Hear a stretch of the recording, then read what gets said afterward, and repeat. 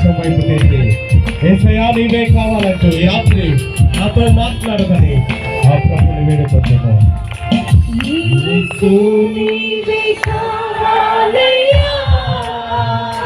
నాతో కూడా రావాలయ్యా, యేసు నీవే కావాలయ్యా, నాతో కూడా రావాలయ్యా.